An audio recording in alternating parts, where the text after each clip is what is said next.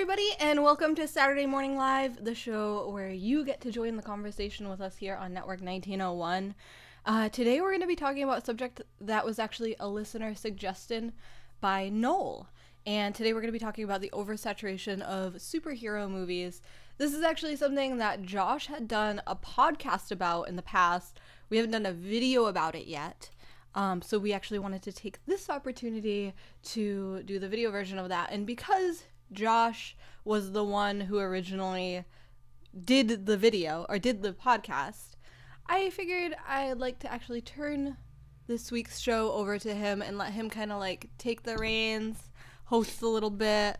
You know, it's really his first time trying out hosting, and, you know, don't be too hard on him. So Josh, what do you think? Okay, so thank you to Noel. He sent me a tweet. Well, he sent like the Network 1901 Instagram or Twitter tweet. I can say words. Yep. And tweets on Twitter. He said, what do you think about superhero fatigue? And I said I'd like to actually do this in a video format, and I think this is a great format because we can discuss it with people. And one of the things that I want to talk about is not just Marvel. Right, Marvel is one piece of it. There's also Sony.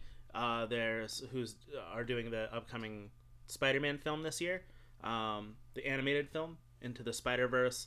There's also DC films. There's tons of superhero films, and even now we've seen content go onto TV. So we have like all the Netflix shows from Marvel. Mm-hmm. We have all of the DC shows like The Flash and Arrow. And then we've got like Inhumans and all these other miscellaneous shows as well. There's so much superhero content. I want to talk about fatigue, but I also want to talk about, does this take away from superheroes? Like when you see a character like, for example, one of your favorite characters is Scarlet Witch. Mm-hmm. However, Scarlet Witch has a superpower very similar to a lot of other characters. So what are you trying to say? Is that it doesn't make her special. And like you could say the same about Wolverine, even though like Wolverine was kind of one of the first with the X-Men, but you could say the same about almost any of these characters. It makes them less special when there's more of them. Like what's special about Captain America? Here's the thing is, I get like what you're saying here, but I don't necessarily think that the types of superheroes are the problem. I think the problem is the way they're approaching the genre. Okay, so I guess that's not necessarily my point. Okay, that was just like just a point. This is a kind of point, but the idea is Marvel's done a good job of saying, with Ant-Man, this isn't a superhero movie, this is a heist movie. With Winter Soldier, this is a political thriller. And that's great. And like I think most people would say or agree that Age of Ultron, which is the more superhero-y of the superhero movies in the Marvel Cinematic Universe, doesn't work. Right. It's not as good as some of the others. You look at some of the characters that are probably exiting the Marvel Cinematic Universe, the ones where we started, the Iron Mans, the Captain Americas, those contracts that are coming up. Those are the possible just superheroes, right? Or like when you look at DC and you look at Superman or Batman, they're so uninteresting at this point. Right. Because they're just the same thing over and over again. It's just like, it's like these people who, I mean, I think that's why like the anti-heroes are becoming so much bigger now. Like, especially, I think that's why Guardians of the Galaxy was such a big hit. Not only because it was a comedy, and Thor Ragnarok too, but Guardians is special in a way because I think that I forget what I was saying. I would say that Guardians, because they're anti-heroes. I would say that Guardians is more of an adventure film than it is a superhero movie. Yeah. So it's, you're not necessarily saying like don't show us superheroes. You're saying I want to see superheroes in a new light. Marvel does it right. But when you look at DC, if Marvel wasn't around right now, would we look at DC differently? Everybody kind of knocks DC movies right now because the superhero genre is so oversaturated. But if DC was the only people making Superman versus Batman or a Justice League or whatever, we would look at superhero movies very differently. What I think is the same. Okay, so it hasn't hit completely for Marvel yet as far as the box office, but when you look at the box office for like Justice League or some of these other films, they're not doing the numbers that they're hoping for. And I want to bring up, and I know that this is probably me sacrificing myself to the volcano, is Star Wars. Star Wars at this point is probably oversaturated, and we're probably going to hit a fatigue point, right? Like we're going to hit probably, I would say with episode 9, they're not going to hit the box office numbers they want. They didn't hit the numbers they wanted with The Last Jedi. I don't think that they'll even come close to episode 9 box office ideals. Yeah. Well, and I'm kind of like not changing the subject here, but I do want to bring up, we had watched a video from the Nerd Writer, and he specifically focused on Logan. And he kind of talked about how movie genres go through these changes over time, where there's like a movie in a certain genre, and I think he uses Westerns as an example too, where there's like somebody comes out with a Western that becomes really popular, and then all of a sudden there's just like all kinds of Westerns. You saw it with like, I mean, you see it all the time. You see it with horror. You see it. I think you especially see it with horror. Actually, well, if you look at horror and you look at Saw, right? Saw was kind of the first of a new type of horror movie, and then there were so many. How can we gross you out with torture, right? Type of horror movies that it became so oversaturated that now you look at like when Saw whatever comes out, like, yeah, who knows even what they made, but like now you're like, this is it's too much, this is too much. Well, yeah, and he talks about how like they go through these phases. So like first you're doing like the genre in this really specific way, and then like somebody needs to change it along the way, and usually it goes into this like hyper aware state that it's in. And I think like here's the thing is like I get it. Like I get the oversaturation of superhero, but I also think that it's a tough one because personally I'm a Disney fan, not a superhero fan. I'm not a Marvel fan. I'm not a DC fan. I'm a Disney fan. So once the Marvel movies started coming out, I was like, well, this is Disney. And it's not like it's not like I don't watch anything but Disney movies. It's just like sometimes that stuff just isn't really on my radar necessarily as like, and like maybe that's, you know, maybe that's not fair either. Maybe I should be more open to like any other movies. But like I'm like, oh, this will be good because it's Disney, and Disney usually does a really good job. Like, well, and it's animation, CG animation is in an overkill stage at this point too, and Disney floats. Disney floats above the rest, much like Marvel floats above the rest as far as the superhero films. But if you were to say, with Disney and Pixar, instead of releasing one movie a year per studio, we're going to release 2 movies a year per studio.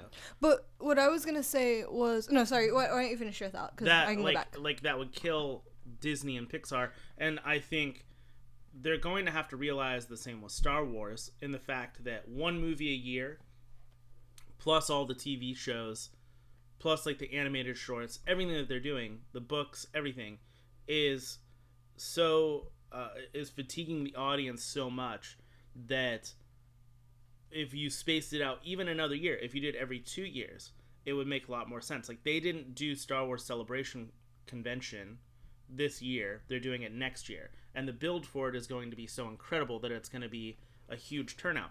So why wouldn't you do the same for your superhero movies, for your Star Wars movies, even for your Pixar Disney movies? Yeah, see, so I did want to go back to like what I was saying about like me being a a Disney fan and therefore like watching the Marvel movies.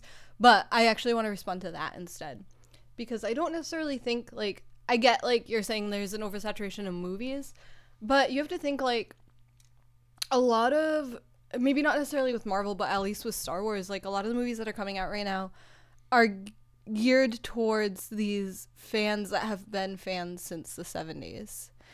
And they're now adults who can buy the merchandise with their own money. And they can buy as much as they want. And, like, I think the movies are coming out basically because they're movies, you know, a movie comes out, it's in the theater for however long, and then it comes out and you can own it and whatever. But, like, really what I think they're going for here is, like, these merchandise sales, this, like, Star Wars land sale, that maybe Marvel land sale, you know? And it's, like, I think that's really, like, we're just, like, saying these characters, like, Disney is saying recognize these characters as the current pop culture because they're everywhere. Yeah. It's like you have to, and it's like, but is over, I guess what I'm trying to get at is like, is oversaturation bad?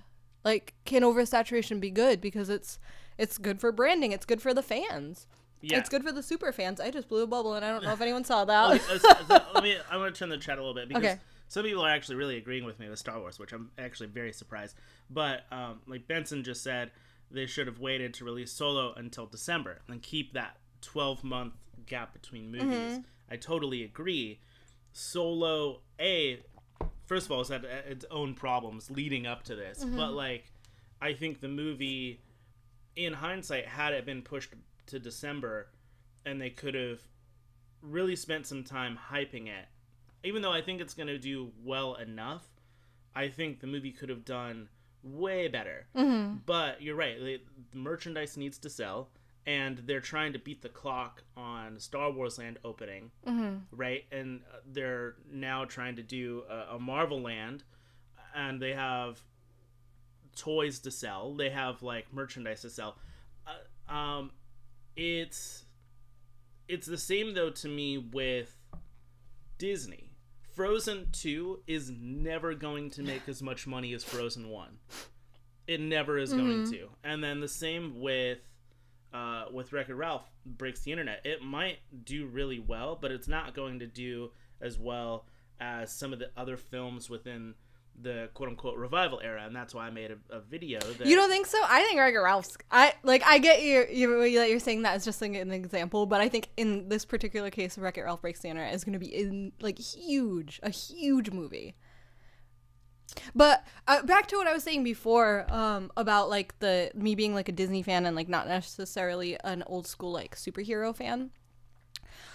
You were saying like Scarlet Witch as an example. Like, how many other superheroes are there out there across, you know, the board that are like Scarlet Witch? So it's like not unique. Here's the thing. I don't care about those other ones because I don't care about the other superheroes. I just care about the Disney Marvel movies that have been coming out. You're a casual fan. Yeah. Which is great. Like, their need for casual fans is awesome. Yeah. But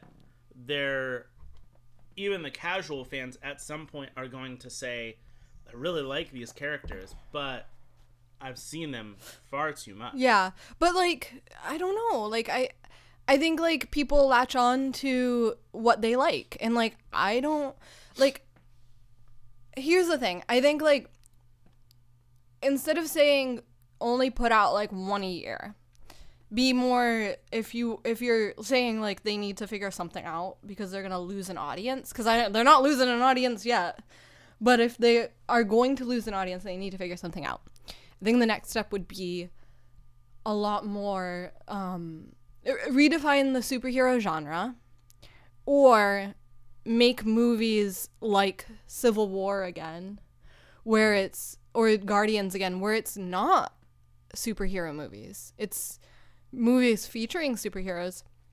Do more backstories on those characters that we hold so dear. I think Solo is going to be a big hit because how many people, especially like back in the 70s again, how many people grew up, saw Han Solo, and said, that's who I want to be? Like, that's me. That's my cool guy persona. And now you're grown up and like you can go see the movie and you can relive that like feeling of when you were a kid, and you like and now you're like, now you're old enough to actually like really appreciate the fandom, whereas when you were a kid it was like hard, you know, it's harder to appreciate fandoms. I like that idea, absolutely, but when you knock me over the head, like if I grew up loving Han Solo, and it's been I mean, we're talking about the last time we saw Han Solo in the theaters was in the 80s, and then you bring him back in the 2010s, you know, for episode 7, you go, oh my gosh, like this is incredible. And like that's why there was such a huge turnout for for episode 7. And then The Last Jedi, even though it had Luke Skywalker, right? Even though it had Princess Leia and some of the elements that older fans loved and wanted to see again, even though a newer generation popped up and said, these are my characters, right? Like, like how I like Scarlet Witch, but that's like not Star Wars. I guess Porgs. I like Porgs. But again, yeah, exactly. You like Porgs. Like Shannon loves Kylo Ren and Rey. And then you have like older fans who still love Luke and Leia and stuff, but like they had to have understood that the excitement level for episode 7, after not seeing Han and Chewie for I don't even know how many years, decades, had to be more exciting than going 12 months to being able to see the next characters. Like the excitement level just isn't the same. Time creates that excitement and that passion, and like even though you want to see these characters again, I think sometimes if the fandom ran the product would probably be run into the ground. We would totally kill it. Yeah, sure. And I think that in some ways that's sort of what they're doing, is they're just constantly killing the products, and like they're doing it really slowly, and maybe some people aren't seeing it. But when you have a bunch of people in the chat room who I thought I would disagree with saying I'm tired of Star Wars, or a bunch of people who are saying I'm not tired of Marvel yet, but I'm getting there. See, it's interesting because I feel like I would normally like really agree with this, but I don't. I don't. Like I think it's not oversaturated yet, because I think people understand, because I think you're saying like there's an oversaturation of superhero movies. Are you saying Disney, Marvel oversaturation? Are you saying like across the board? There's across the board. Because like that's the thing, is like I don't necessarily agree, because I think there's these little categories that everything is in, and the little categories like Daredevil or like Jessica Jones. That to me is completely different from the Avengers. But here's the thing: you're not paying attention to everything. Exactly. And I think most people aren't. But that's what they want you to be. Like then they have to. So then maybe it's working. Maybe it's working. They're getting me to pay attention to everything, and then maybe they'll stop putting so much stuff out. You know, maybe they're like, there's like this like how long have we been getting these Marvel movies now? For over a decade. But here's the thing: Inhumans just got canceled by Fox after not even one full season. But what is that? Like, what is that? It's a Marvel superhero show. Oh. Yeah, it got canceled after one season. So maybe you proved your point. The ratings for shows like Arrow or any of the other DC shows are going down. But is that because there's an oversaturation of superhero media, or is it because it just wasn't a good show? It's probably both, to be honest with you, but the reason why Infinity War is doing so well is because people are saying, finally, this is the movie I wanted. I don't think Ant-Man and the Wasp is going to, on the flip side, do nearly as well. Right? Ant-Man and the Wasp is not going to do as well as the original Ant-Man. It's definitely not going to get anywhere close to Infinity War. Yeah. Captain Marvel, even though she's teased as a possible part of future films, I don't know if that film is going to do as well as they want it to. Well, the problem with Ant-Man and the Wasp, I think, is simply, like, that their names are Ant and Wasp. Like, that to me is, like... Sure, but Marvel's proven themselves to create stars out of B-list players. But regardless of that, for a lot of people, here's what I'm hearing from a lot of people. Solo is going to be a good film. The casual fan, though, that has no interest really in Star Wars, is not interested in seeing that film if Donald Glover is not involved. Like, right now, Donald Glover is such a hot name. Yeah. That if you took him out of the equation, you would have a lot less non-Star Wars fans going to see this movie. You're going to have people who are going to love it no matter what because they're Star Wars fans. Yeah. You're going to have people intrigued by it because maybe they used to be Star Wars fans, or you know, they were, when they were a little kid, they had a Millennium Falcon spaceship or whatever. And then you're going to have these people who could care less about Star Wars, but they're seeing Donald Glover's in a movie. Great, I want to be involved. Right. Like, nobody's looking at Aaron Eichenreich, however you say his name. I always forget how you say his name. And being like, oh, yeah, I'm interested in seeing that. Like, and even I know you love Woody Harrelson. I love Woody Harrelson. What are you going to say about Woody Harrelson? But nobody's going to this movie to see Woody Harrelson. I am. Well, okay. One person. Who else in the chat is going to see this? No, I'm just kidding. Anyway, no, I agree with that, but I think... just said in the chat, I'm a casual Star Wars fan, and I'm seeing this film because of Donald Glover. I agree. Like, I think I'm a little more than... Like, okay, so I don't know what casual would I... Like, I don't know what I would call myself. I don't think I'm necessarily casual, because obviously, like, I'm part of Network 1901. Like... I'm a step up from casual as far as, like, superhero movies and Star Wars. But if I wasn't doing Network 1901, I probably would be more casual. But, like, I agree.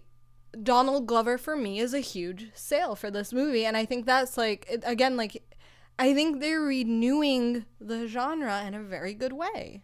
Or not the genre, but as far as Star Wars, they're renewing the franchise. As far as the Marvel or the superhero movies, they need to renew the genre in general.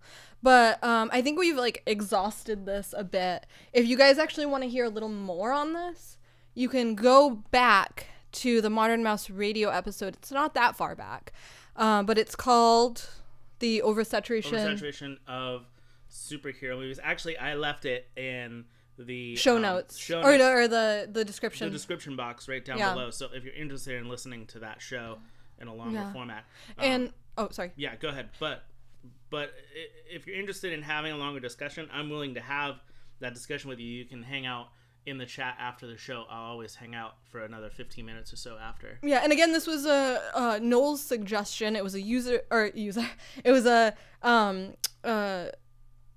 you guys suggestion. Cool words. And so also, when Josh sticks around at the end, is a great time to put in your suggestions for next week's show or any future shows. We have a list going from a bunch of suggestions. Yeah, we've got a couple of suggestions that we're gonna still fit in. Oh, hi Noel. This was your suggestion.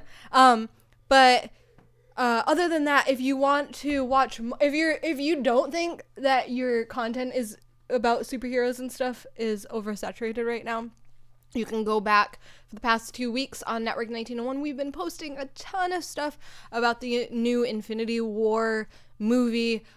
We have a Dale video, but we also have, we have the Dale DCC. Yeah. So you actually are gonna want to go and listen or watch that on YouTube. And his guest for that show is actually Daryl from the Story Geeks. For Marvel? For the Infinity War. Yeah. And then we have a Shannon video, which is called Infinity War Feels, I believe. Yeah, Infinity War Feels. And then there's a video from me that's it's simply titled with 3 of the Avengers names from. No, it's not anymore. It's it's what really happened. What really happened. And it's about it's a theory that I have about the Infinity Stones. Actually, if you watch the No Midnight podcast, they just did a happy hour live and they kind of like featured my theory on there. If you haven't seen that, you should go watch that, but you should also go watch my video. But other than that, I'd like to now turn this conversation to the chat. If you guys have any questions for us, or if you have if you want to just continue this conversation, where obviously we can do that too. So yeah, show the chat. Yeah, you're on No Midnight, also on Story Geeks. Shannon is going to be on in a few weeks, I think, talking about Star Wars.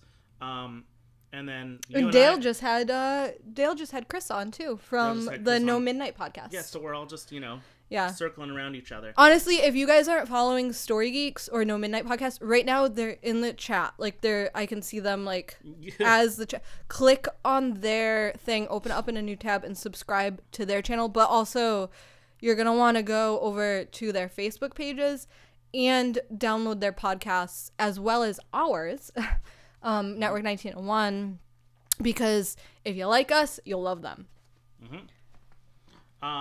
Yeah, and if you have any questions, I'd love to see them come through.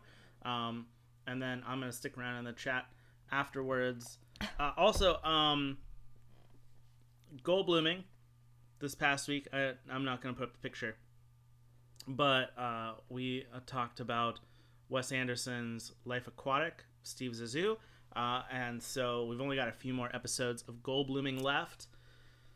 So hopefully you guys have been liking Goldbluming. Also, and I know that Corey and Jay from No Midnight and Story Geeks have been teasing me throughout this whole show about me skateboarding on the back of Jeff Goldblum's Prius.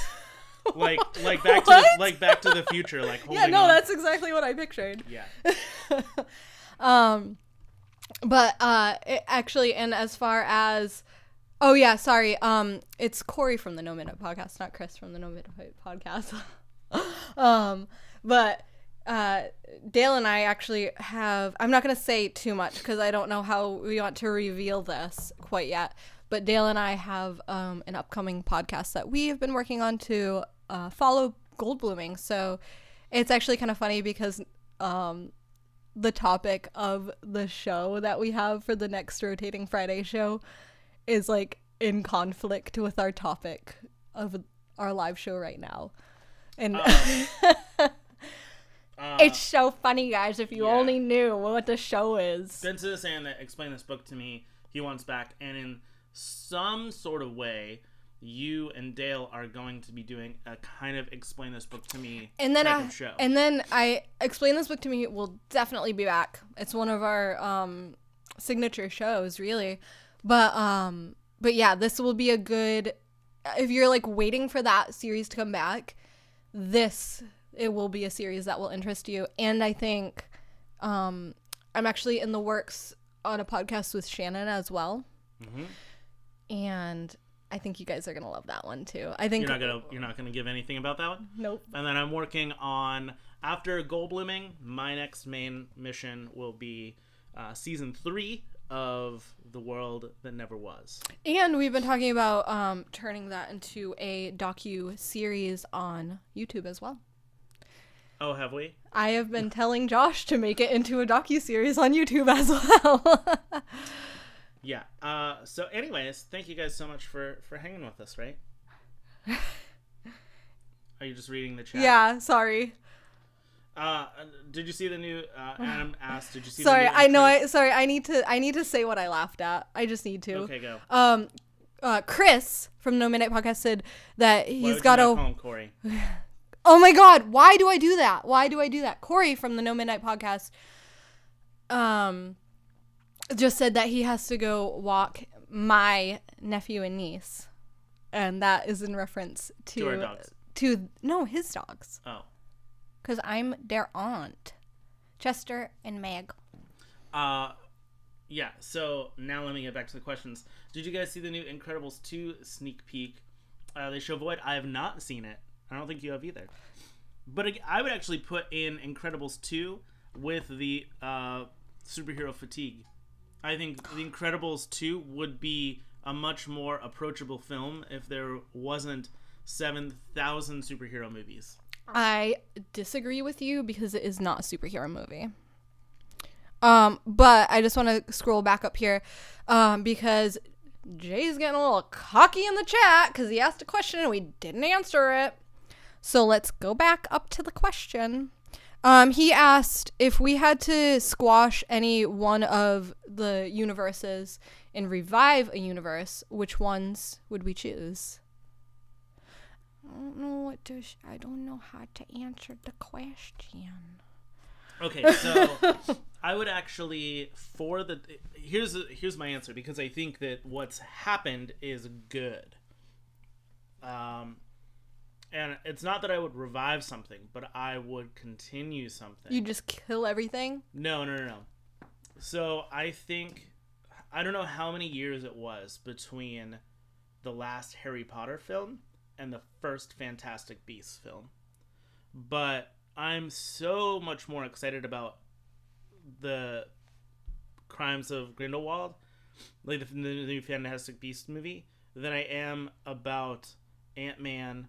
I agree. Right? Like, they've done such a good job with the Wizarding World reviving that universe. So I would say I want to see that more than...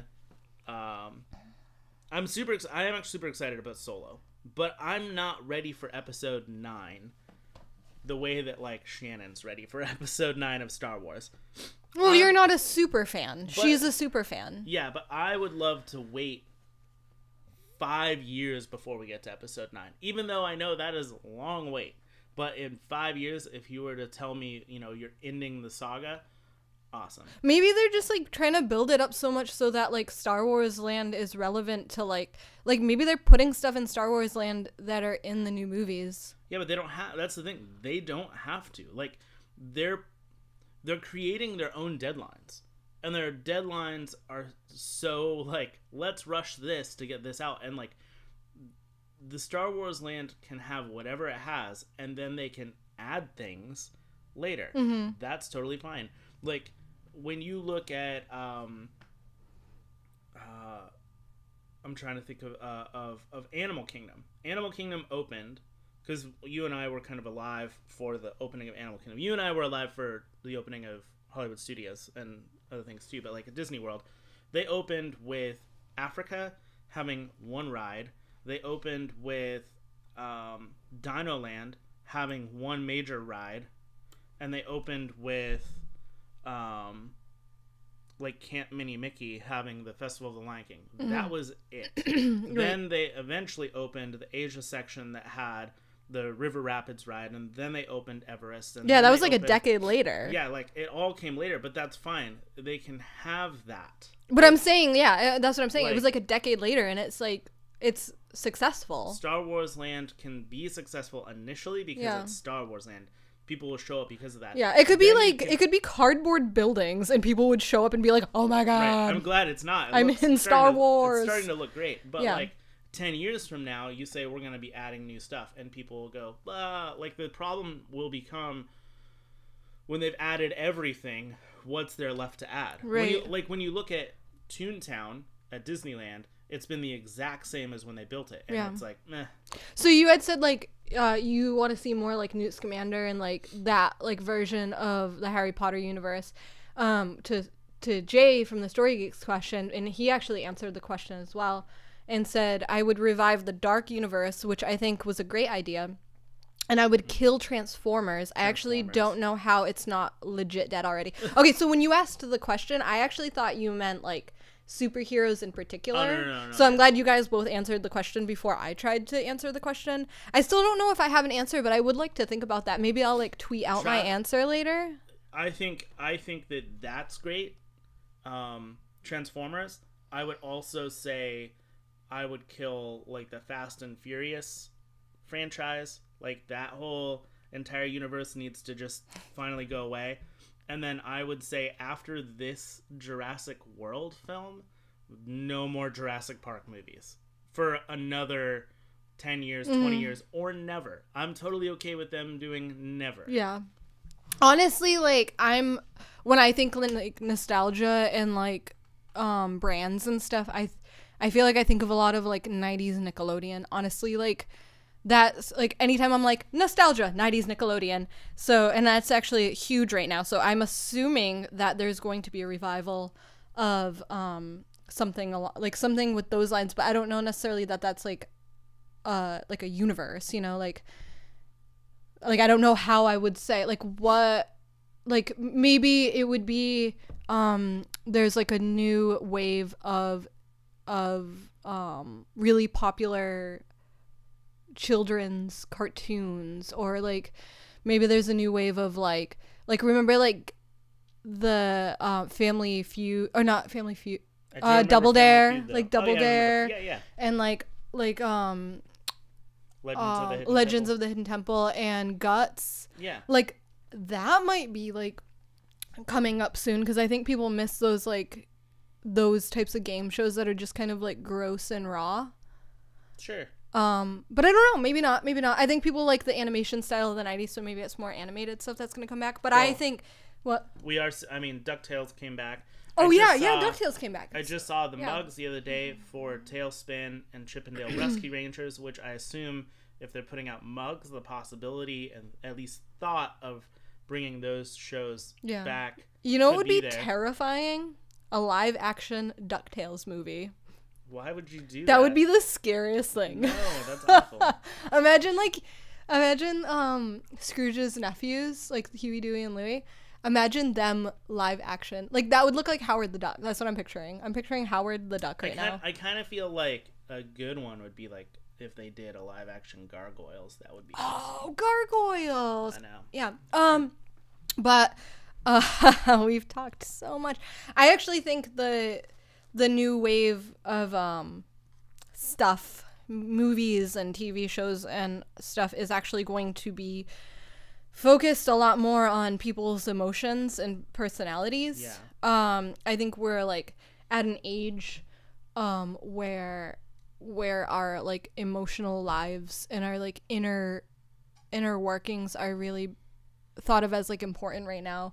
So as I don't know like what, you know, franchise they're going to revive, but I think no matter which one they do, the writing will really like be heavily towards that, like what you're seeing with like Scarlet Witch and Vision, like that type of stuff, or like Rick and Morty, or like even Adventure Time. Honestly, I've been obsessed with Adventure Time. Yeah. That show, like everything they do in that show, I'm like, this is the future of like how what people are consuming and what people are understanding, like how people understand themselves and how like children understand themselves.